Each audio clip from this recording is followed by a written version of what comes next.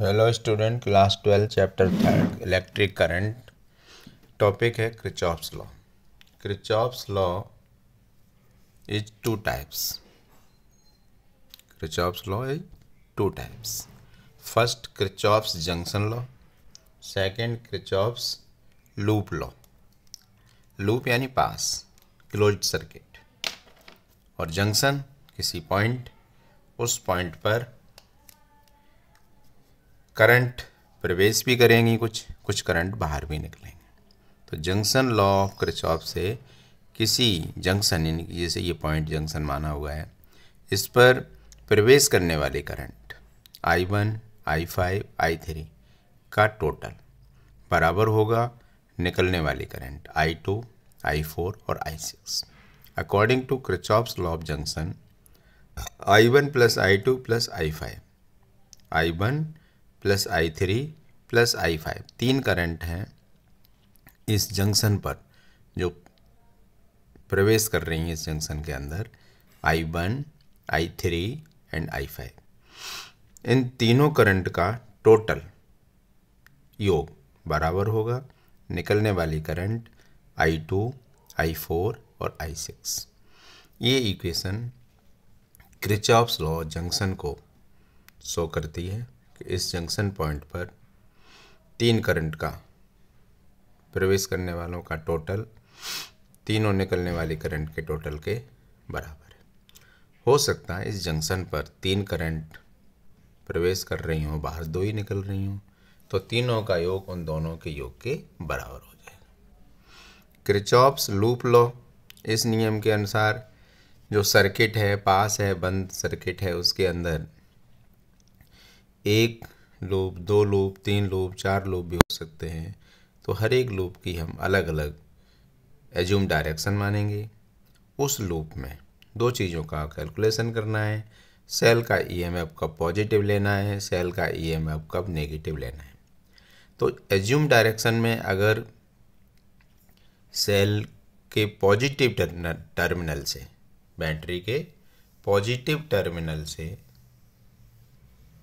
Assume direction बाहर निकल रही हो तो सेल का ईएमएफ पॉजिटिव ले लेंगे, और पॉजिटिव टर्मिनल के अंदर जा रही हो एज्यूम डायरेक्शन तो नेगेटिव ले लेंगे, सिंपल। और थर्ड, अगर IR एज्यूम डायरेक्शन में है, रेजिस्टेंस तो रेजिस्टेंस है, I एज्यूम डायरेक्शन में जा रही है तो IR पॉजिटिव, और एज्यूम डायरेक्शन के अपोजिट करंट जा रही है तो IR नेगेटिव ले लेंगे। इक्वेशन बना लेंगे, अलजेब्रिक इक्वेशन सम का हम सॉल्व कर लेंगे तो उससे करंट निकल जाएगी। अगला एग्जांपल हम ले रहे हैं किरचॉफ्स लॉ से, उस सर्किट में current I1, I2, I3 calculate करनी है। तो अलजेब्रिक इक्वेशन बनने के बाद हम इनको सॉल्व कर लेंगे। तो देख रहे होंगे ये सर्किट के दो लूप्स हैं, इनमें तीन करंट हैं I1, I2, I3, इनको कैलकुलेट करना है। तो किरचॉफ्स लॉ से हम पहले ये सर्किट, जैसे ये अपर हाफ लेंगे, ए से चलेंगे H से आएंगे हम D से इस बैटरी से होते हुए पॉइंट C से पॉइंट B। तो ये वाला लूप हो गया हमारा AHDCBA।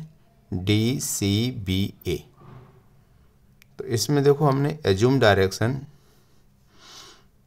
ब्लू विंग से लिए फर्स्ट हाफ साइकिल में, लूप में।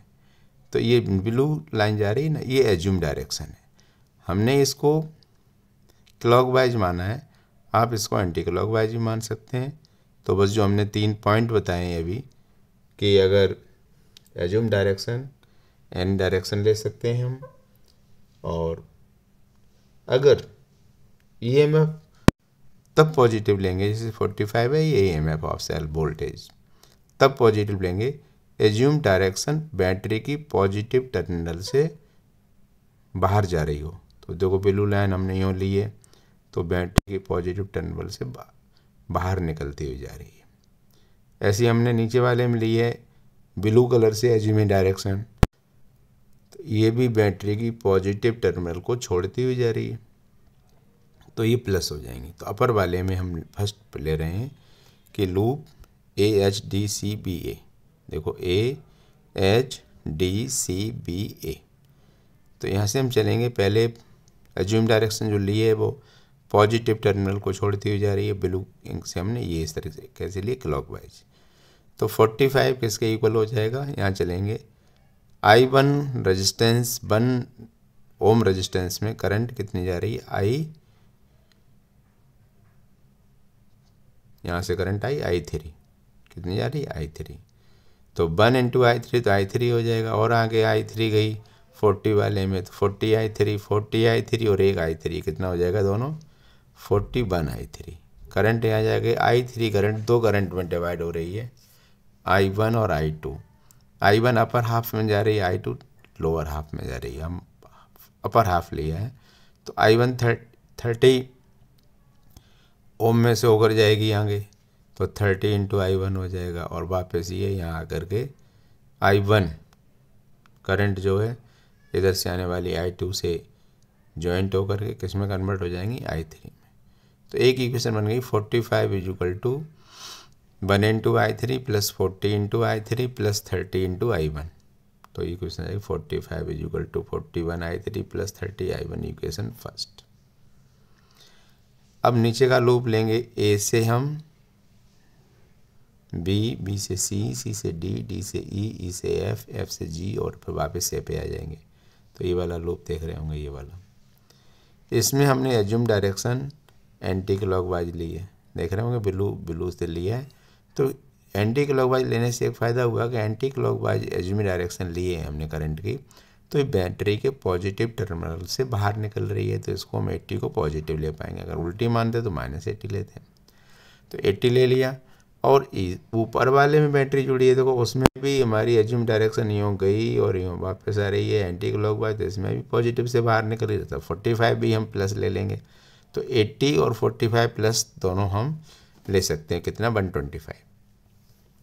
अब इस लूप में इधर से आने वाली I2 करंट है 1 ओम में जा रही, तो I2 ये हो जाएगा, और 20 I2 ये हो जाएगा, कितना हो जाएगा 21 I2, कितना हो जाएगा 21 I2 प्लस I1 I2 मिल गया I3 में कन्वर्ट हो गई। I3 कहाँ जा रही, 1 में और 40 में, तो 41 I3, इक्वेशन सेकेंड।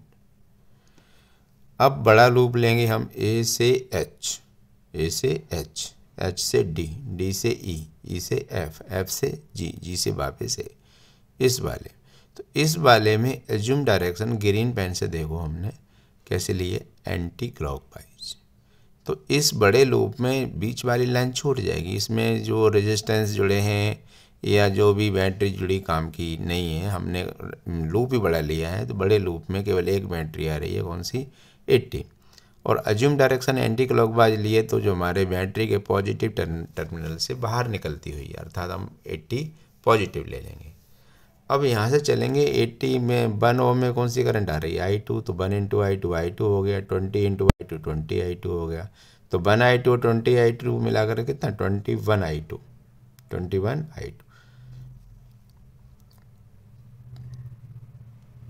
प्लस। अब आगे चलेंगे तो ये तो करंट हम चल तो ऊपर रहे हैं लूप में, पर करंट उल्टी नीचे आ रही है, तो आगे वाला जो I आ रहा है माइनस हो जाएगा। तो 30 इंटू I1 कैसा माइनस हो जाएगा, और वापस में आकर के यहाँ तक माइनस रहा, फिर ये प्लस से अपने आप चालू हो गया, 30% हो गया। करंट में देख रहे हैं कि I3 दो में कन्वर्ट हो रही है, I1 प्लस I2, और I1 और I2 मिलके क्या बना रहे हैं, I3। तो ये I3 करंट की वैल्यू ज़्यादा है, I1 और I2 को प्लस करें तो I3 के बराबर हो जाएगी। तो पर सर्किट से ये हो जाएगा I1 plus I2 equal to I3।